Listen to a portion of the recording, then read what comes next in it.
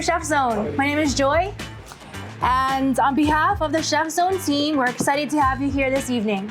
We hope you enjoyed some of the delicious offerings we have at the Inspired Chef and hearing from Dean Okimoto about our local produce. So for this next series of Onolicious Kitchen with Chef Alan Wong, Chef will demonstrate his unique approach to cooking and teaching through storytelling on his experiences, travel, and food. Chef Alan Wong is one of the founders of Hawaii Regional Cuisine, a James Beard Award winner for Best Chef Northwest, and his former restaurant, Alan Wong's Restaurant, has won numerous accolades, including the 10-time winner of Honolulu Magazine's Haliaina Restaurant of the Year. Tonight, he will prepare his take on chicken and sausage gumbo and a vegan cream pasta sauce using his version of cashew milk, topped with mushrooms and cheese. Helping Chef Alan today, or this evening, is Lily Yamamoto and Desiree Fleming. Both are culinary students at Kapiolani Community College. Also, Lee Ito, Chef Alan's right-hand person who has worked with Chef for more than 20 years.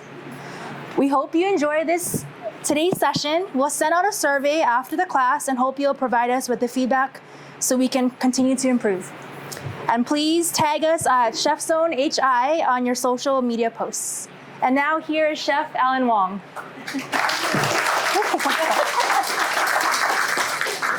Aloha. So let me jump into this, okay? The tea you got is mamaki tea. And I gotta say, the Hawaiians had it down a long time ago because it has no caffeine. And it's very healthy for you. You know, it addresses things like the high threes I call high cholesterol, high sugar, and high blood pressure.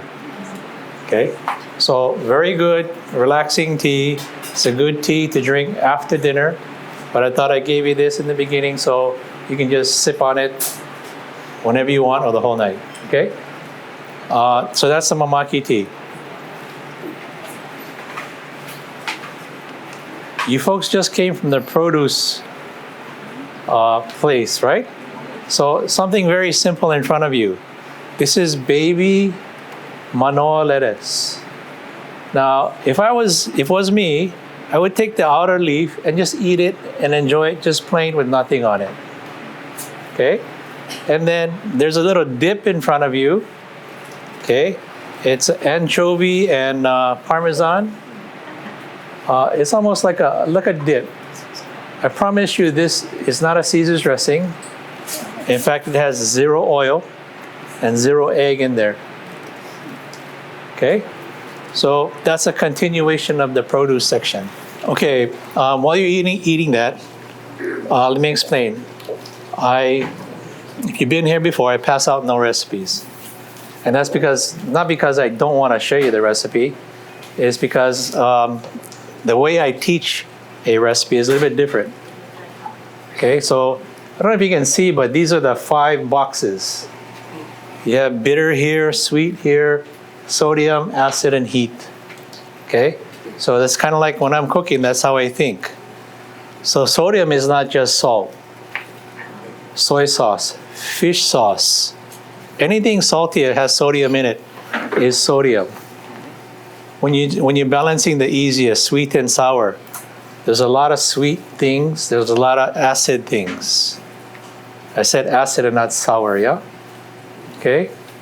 So hopefully I explained that, okay, what I'm doing here. And it's not really a step-by-step cooking kind of a demonstration. There are some things that have already been done. I'll talk through it, I'll explain it. And if you want to talk about it, we can talk about it. Okay? So that was the purpose. Instead of giving you a step-by-step demo and maybe you fall asleep, okay? It's to spark conversation. Okay? Any questions? What does umami mean? Umami is actually, what is that word? Okay, good question. The question is, what is umami? Okay? It's like the 5th or 6th taste, depending on how many you count.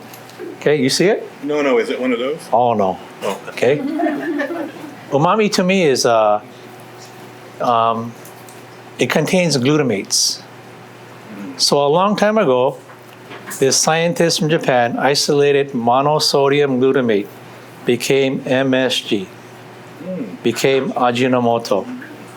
Okay, some people got headaches from it, and so people gave it a bad rap. But what people don't know is there are food products and ingredients that contain natural glutamates in them. I'm using Parmesan cheese tonight.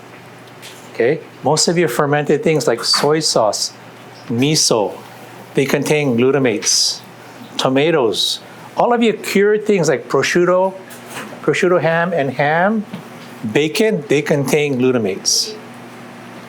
Okay, so now everybody's using the word umami to kind of like jazz up their conversation. Oh, I'm adding this is umami, right? Yeah, I didn't know. Without really knowing what it is. So when I chase umami in a dish, I'm conscientious of what I'm using. That's why I might add Parmesan instead of salt, fish sauce instead of salt. Okay, I put miso in a pot of chili because miso is very high glutamate. Make sense? So now, the green tomatoes, the pink tomatoes, acid, right? The pickled red onions, sweet and sour. The pickled iceberg lettuce, sweet and sour. Okay? And what goes well with sweet? Spice. So there's a little bit of spice in that tomato horseradish mayo. A little bit of Liam Perrins, a little bit of Frank's hot sauce inside there. And the horseradish kind of spicy too, yeah? All brands of horseradish, different spice level too. Okay, so I hope you experience all those combinations. Okay, you have cashew milk in front of you. No big deal, huh? No big deal. Is it a little sweet? A little sweet, yeah. So this is real easy. 2 parts water to 1 part cashew, blended really, really fine. I didn't even strain it. Okay? And this is the cashew organic raw cashews. This is not totally raw. The stores will not sell you raw cashews because it's actually not good for you. There's a toxin in there that when they steam it, they get rid of it. Okay? So if you want to take a look at this, you can pass this around to Tim. Okay? It's okay? You said you didn't strain it? Nope. If you don't have a strong enough blender, you might have to. Vitamix is perfect. Okay, so now this was a 2-to-1 ratio. What I'm going to cook with is 3-to-1. I don't know if you can taste it, but there's natural starch in there. So if I take 3-to-1 cashew milk and I heat it up all by itself, it will thicken. Okay? Almost like an Alfredo sauce with nothing else in it, just water and cashew. Okay? But I wanted you to try this by itself before I cooked with it. Okay? And you cannot use that because as you cook the garlic, it will thicken and thicken. It'll get really thick. I did 2-to-1 for you so you could taste the sweetness versus 3-to-1 is more diluted. We have button mushrooms. We have fresh shiitake mushrooms. We have maitake mushrooms. And we have eringi mushrooms. 4 kinds. The last kind of mushroom, Eringi mushrooms. anything mushroom. Sometimes they call it trumpet mushrooms. I've even heard it called abalone mushrooms because if you cut it thick, it has the same texture as cooked abalone. Trumpet because it has a trumpet shape. So I cut it diagonally into slices. Okay, with some shallots, some garlic, butter. Okay.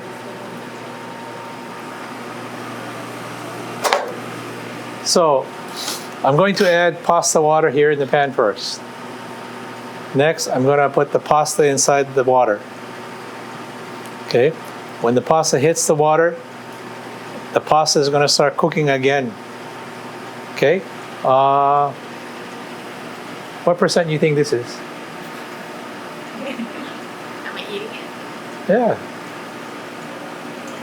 What percent you think this is? From 50 to 100.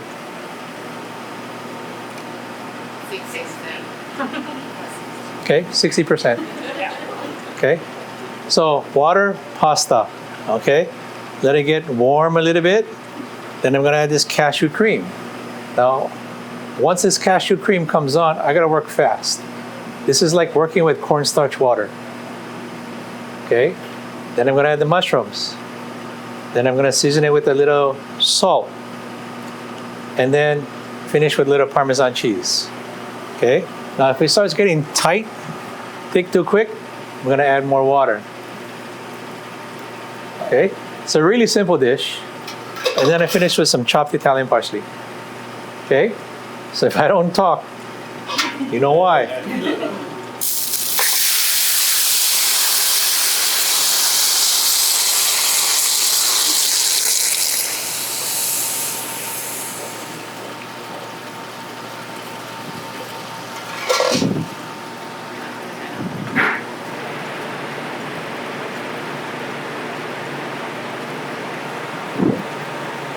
This I don't have at home.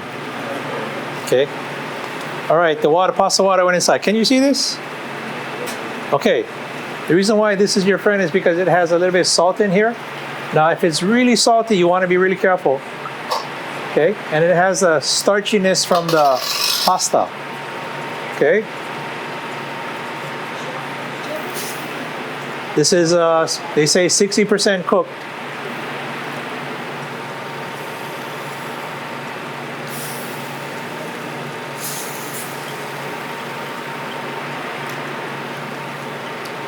Okay, Lily, you can take this away. This one? No, this one is here.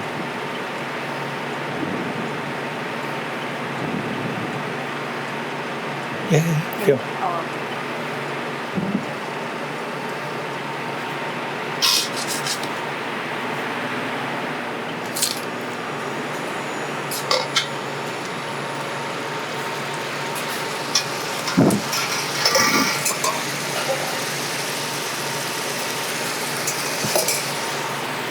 I'm testing to see how salty that is.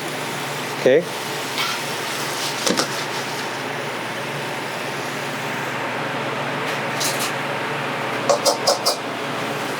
Okay, help me. Lift that up for me. Okay, water, pasta, mushrooms.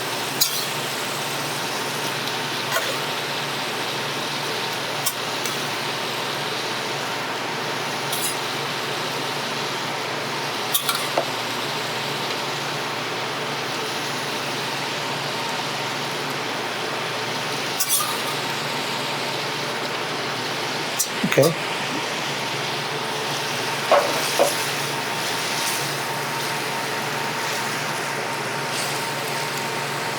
This method here, everyone's going to have their own definition of al dente. Okay. You can control it like this the best by undercooking your pasta, even as 50%, and finish cooking here. And as you're cooking, you just simply take a bite.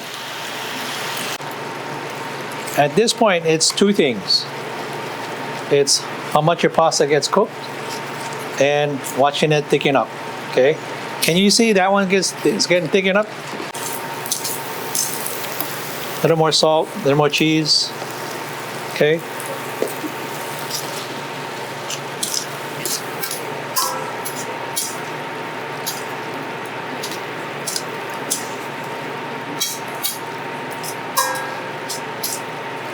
Okay, here you go. Okay, so moving on now. Okay, this is not vegan. This is a dark roux. Okay. A roux is typically 1 part fat, 1 part flour. Okay. Traditionally for the French, it's butter and flour 1 to 1. Now, there is such a thing as a white, a blonde, and a brown roux. This is a dark roux. This is like chocolate, right? This took 1 hour to make. Okay? This is also salad oil.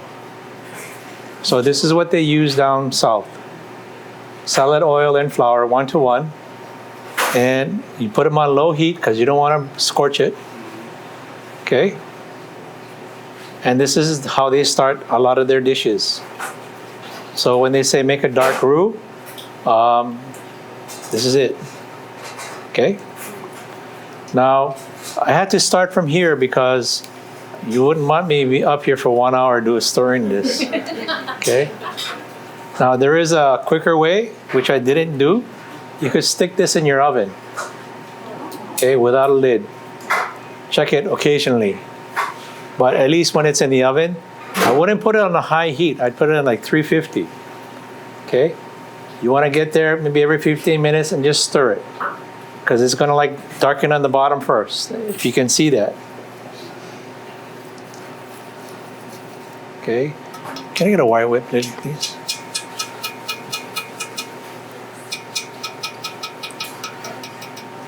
Who's from the South? Nobody from the South? How many like gumbo? Okay. How many had gumbo in the South? Okay. I better try hard then. Okay. So let me tell you what's going to happen. This roux just has to warm up a little bit. I did this in the afternoon. Okay. They like to use something called the Trinity. And the Trinity is simply onion, celery, and bell pepper. Okay? They use a lot of Cajun spice. Now, the variable is when you look at a bottle of Cajun spice, I always read the ingredients. They're all different. So I'm not saying one is better than the other. I'm just saying what kind of Cajun spice you buy will produce a different taste. That's all. So after this warms up, heats up, I will add the Trinity, these 3 vegetables. I will add some spices. I'm going to add all those spices there. Cajun spice, some ground cumin, some paprika. Okay? In fact, it's the same spices that's in here. It's just that I like the paprika. I like the cumin. You can add ground coriander if you want. The thing that defines all of these spicy dishes could be as simple as adding cayenne pepper. Okay? Or you can add your favorite chili. A little bit of Cajun seasoning. Okay?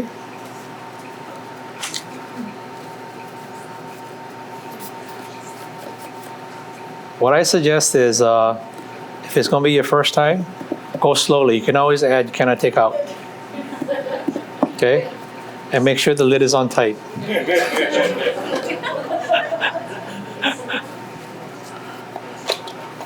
Okay, paprika. Paprika is not very spicy, so that one's okay. Okay? Cumin.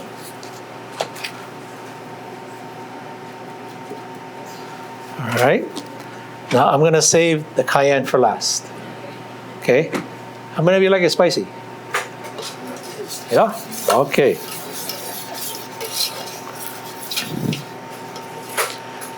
Gonna add the vegetables.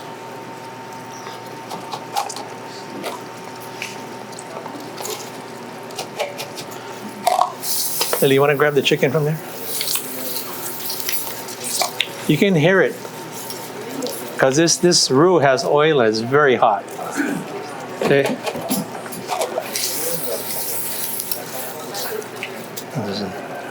Okay.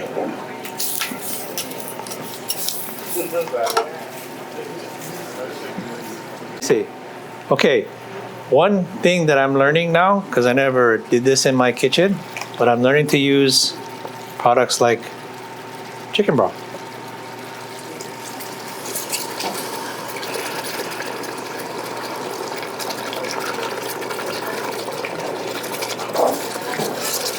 Okay. How many of you can make lumpy turkey gravy? Can you see this thickening? Yeah. Okay. Now, this is a big subject that I can spend 2 hours talking about. Okay, but I won't. The roux is hot. This is room temperature. Okay. If this was hot, like boiling chicken stock, you got to be really careful. Okay. If your roux was cold and this was hot, then you're gonna have an easier time than if both were hot. Okay. So if you have hot flour and butter for your turkey gravy, you have hot turkey stock from the neck, chances are you might have lumps. Okay. You have to go slow, real slow. It's gonna sputter and splatter all over the place. I'll give you a ratio, okay? 6, 8, 10. When they say roux in the kitchen and they say 6 ounce, it actually means 6 ounce fat, 6 ounce flour. Okay? It's weird. If they say 8 ounce roux, it's 8 ounce fat, 8 ounce flour. Same with 10. Okay?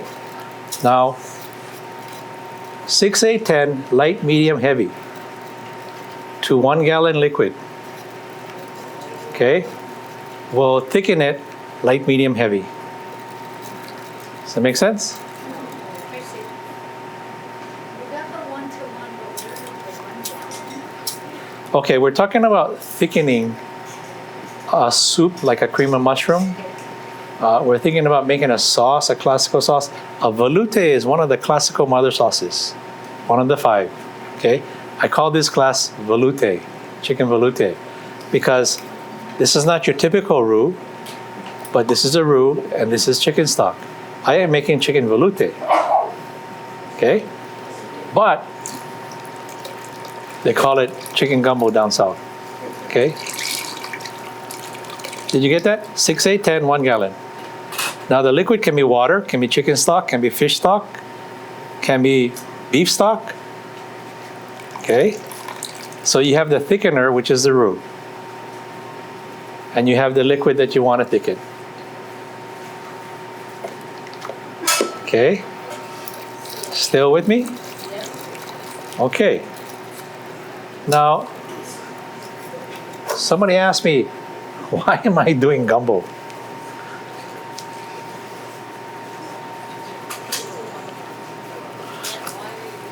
Thank you for asking.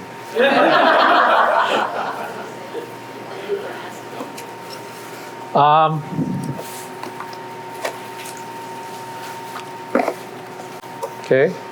How are we doing, Lily?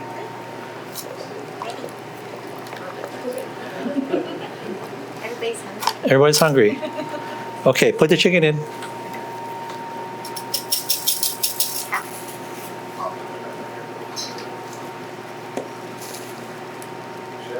Yes. What is the fillet spice that they use?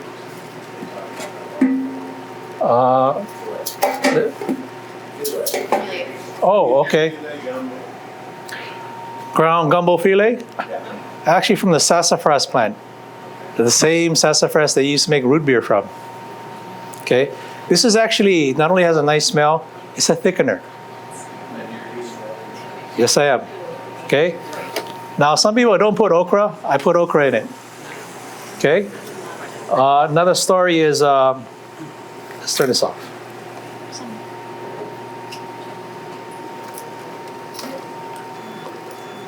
One more handful. Okay. All right.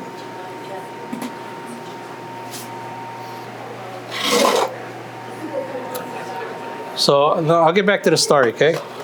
The chicken went in. This is andouille sausage. And you saute, you sear the sausage before you put it in. You just don't throw it in, okay? I love sausage. Okay? This one's going to get shrimp. So this will take about 1 hour to simmer till the chicken gets ready. Okay, now The reason why I did that 6, 8, 10, 1 gallon, because it determines thickness. How thick you want your stew to be. Okay? 6 is light, 8 is medium, 10 is heavy.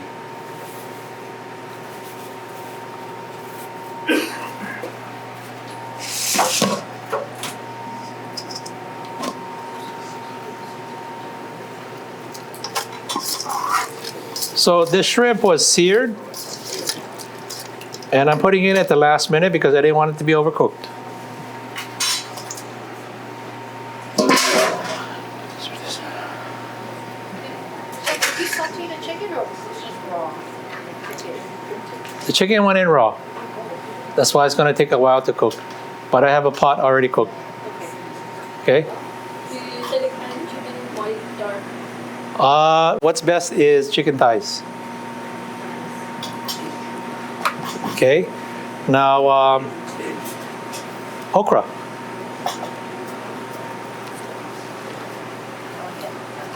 Good.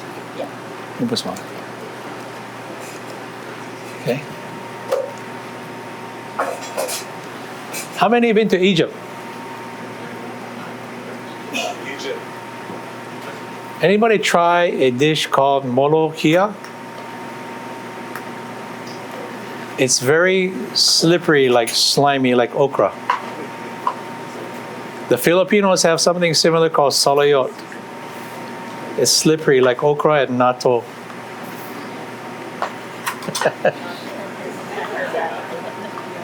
Okay, before you guys do that. Okay, you can leave that alone, turn it off. Somebody gotta serve the rice too. Okay. So gumbo filet thickens a little bit. This one's not ready. Okay, I do this at the end as well as the okra.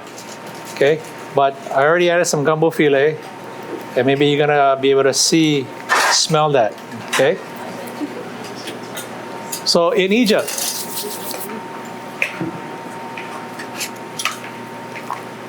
molokhia, there's a K in there that the K is silent. And it's a soup served with rice. So you know I had a restaurant in Shanghai for 2 years, right? Okay. What I noticed was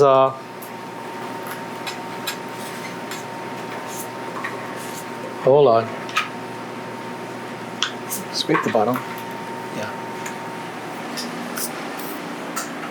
What I noticed was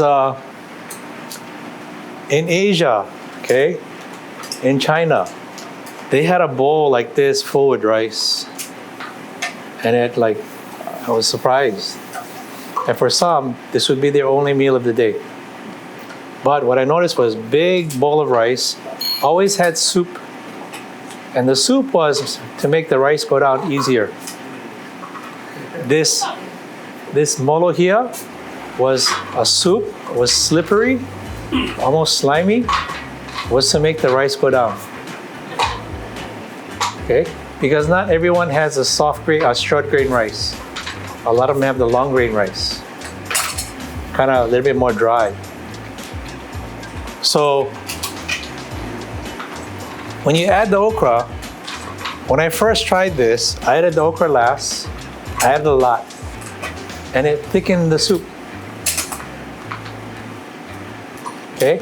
And it was very, very slippery.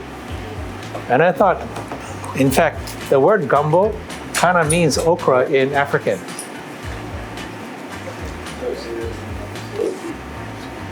The word gumbo in its African word for gumbo kind of means okra. But I know some recipes don't have okra in the gumbo. Okay?